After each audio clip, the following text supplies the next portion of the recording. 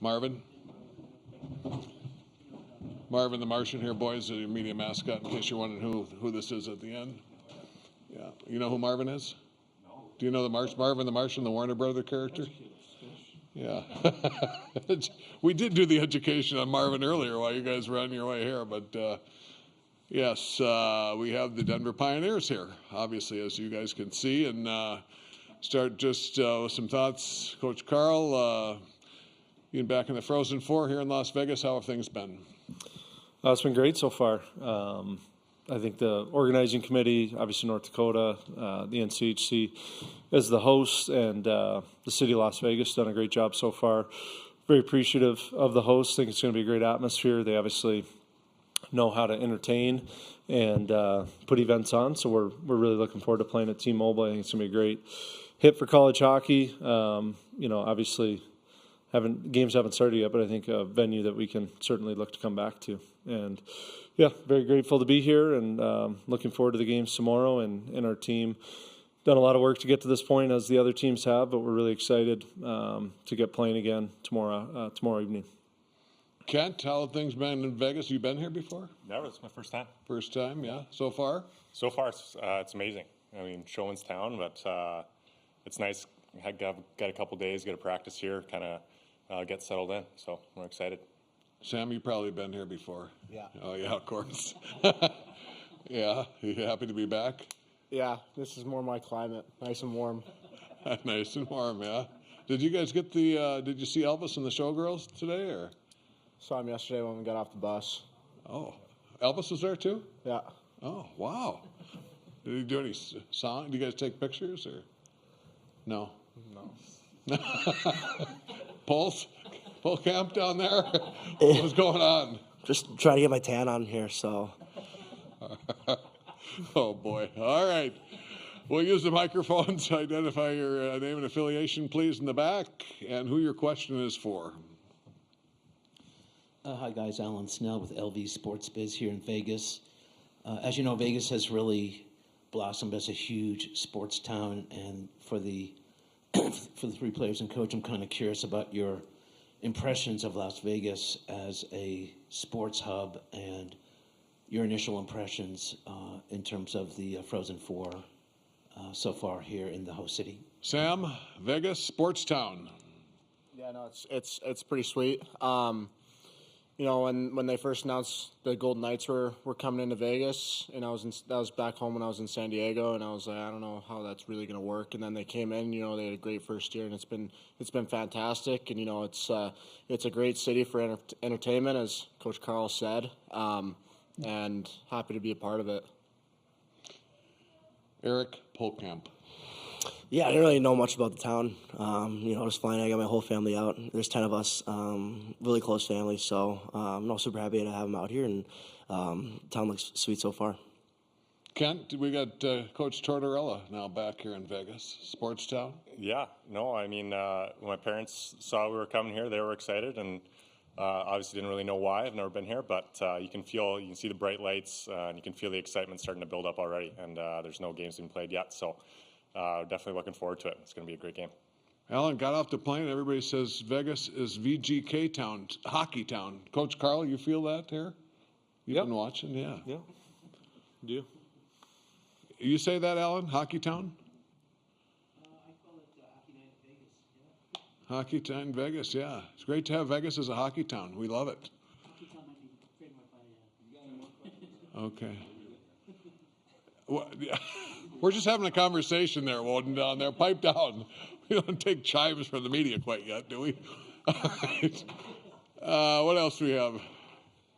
Any further questions? Adam? Joe? David, what struck you the most about Polkamp this year in terms of, you've had him for a few years now, just what he's brought to the group and how maybe his game has evolved?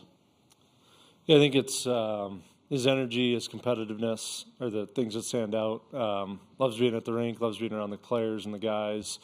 And on the ice, very competitive, wants to impact the game, both ends of the rink. Does it with, a level of abrasiveness. It's pretty unique, I think, for his position. And to me, that's a lot of, again, his personality coming out and how he plays. And obviously has a tremendous skill set and has had a great year for us. Beautiful. Just a reminder to identify yourself, please, so we have that in the record in the back. Yeah, Alan? Thanks. I was wondering if any of you guys Alan, could you identify Oh, yourself yeah, Alan again? Snell, lvsportsbiz.com. Thank you. I was wondering if any of you guys can talk a little about, especially for more casual college hockey fans, about how special college hockey is compared to maybe basketball, football that has perennial teams that always contend. But in your case, you have schools that are not as big as the Michigans and Wisconsins, like your campus. I remember in Tampa, you had tiny Union College from Schenectady, New York, contending. And maybe you guys can talk a little about how special college hockey is in terms of having universities that do have hockey backgrounds but are a little smaller in scale compared to the big university towns. Coach Carl, why don't we start with you? Yeah, I mean, I think it's what makes college hockey very unique. It's very local, it's very regional, very diehard local fan bases, and you get events like this, like you said, where we're quite a small school. It's really hard for us to compete against a school like Michigan in any sport. Outside of our hockey team, our lacrosse program, and probably our gymnastics team, and so. We have a great athletic history and tradition, but to do it with only 6,000 undergrads, not the big alumni base that a school like Michigan has, and I would even throw North Dakota in there as a smaller institution as it relates to Wisconsin and Michigan, and certainly that's been kind of the hallmark of our conference. We've won 7 of the last 9 national championships. None of us are, these big, huge state schools, and it starts with great leadership from our presidents and chancellors and our athletic directors, but really it's ingrained within our local communities and our fan bases. And there's lots of great college hockey towns around the country that, get to play on this stage, which, again, makes it a wonderful thing. It's not just run and overtaken by, the big boys as it would be, like you said, in football and basketball. Eric, anything from a player's perspective on that topic? Yeah, I played up at Midget State my freshman year, and like DC said, it's really hard. Different conference to the CHA, which almost had 3 teams in it this year in the tournament this year. It's tough. Every game's really hard, and we played North Dakota that year. We played Duluth, and we gave them tough games. It's no different. So the same situation here at Denver. So college hockey is so good this year. It's tough to win in night, and it's tough to win in that environment for sure. Good, Alan? Okay. Right here. Matthew Auchincloss with the Michigan Daily. Obviously, coming into this game, there's 2 goalies. They're both freshmen, both kind of small goaltenders, and they both play different styles. Jack with a little bit more explosive, reflexive play, and Johnny a little bit more with skate controlled. I know none of you guys are goalies, but what can you kind of appreciate about Jack's style and the way in which you guys are kind of preparing to face him, and then what can you say about Johnny's performance this year? That for David, I assume. That for Coach? Okay. Yeah, I mean, 4 freshman goalies are here. 2 freshman goalies in the championship game a year ago. It's kind of a really unique circumstance that's going on right now in college hockey, and certainly Jack is an excellent goalie. Michigan's an excellent team, 31 wins. Jack got hurt for a bit. Their depth in all 3 positions really good. Lots of made of Johnny. Certainly what he's been able to do for us in the second half, and our guys have lots of belief in him and his abilities, and there's 4 great goaltenders here, and we're looking forward to the competition. All right, up here in front, Scott. Scott Strandy, College Hockey West. Basically for all you guys, if you could explain to the national media that's on the scene now what it means to be a pioneer from maybe in July all the way till right now, and the history that you guys have of winning championships. Kent. Yeah, the Pioneer family is a special one. Being here for 4 years, you learn about all the success, the tradition, the culture this place has. So every day you're lucky to be, with these teammates, staff, with everyone. You have a great alumni base, and being able to talk with those guys, learn, get their wisdom and their experiences. It's a family all around, and it's a special place to be. Sam. Yeah, especially since the first time I went on my visit, I just kind of knew it was going to be my home. I feel very fortunate to be a part of this program, and for everybody who's come before me, it's our job to continue on that legacy and making sure that we're leaving it better than we found it. Eric? Yeah, to be honest with you, I really didn't know much about Denver. Come from a small town in Minnesota, but you found out really quick what it meant to be a Pioneer. You don't care about the money, you don't care about the fame, the glory. You just come here to win, and we're trying to do that this weekend. Okay, great. Over here on the right. Thank you, John Doyle, USCHO.com. Coach Carl, you used the word abrasive to describe Eric's, leadership style. I don't remember the exact context. Now, the word abrasive is usually, a pejorative. You obviously didn't mean it that way, so I was wondering if you could expand on that a little bit. Yeah, I think I described it within how he plays. And so I just think he attacks the game with and without the puck. He can put people on their heels with how he attacks with it. He's obviously got a great shot. But when he's not shooting, and he's coming at you, I don't think it's a very comfortable feeling for people. And when he's coming at you when he doesn't have the puck, again, I don't think it's a real comfortable feeling. So that's what I mean by it. It's an aggressive style. Abrasive is what came to mind and came out of my mouth for you. So that's how I describe him. In the back, abrasive. That makes sense to me, Pauls, don't you think? You like that fish? Yeah, I did. Denver education. You learn that next year, Eric, when you come back for your senior year. Hi, James Mansfield with Denver Radio. Speaking about kind of an aggressive style, Sam, you've got a terrific reverse check.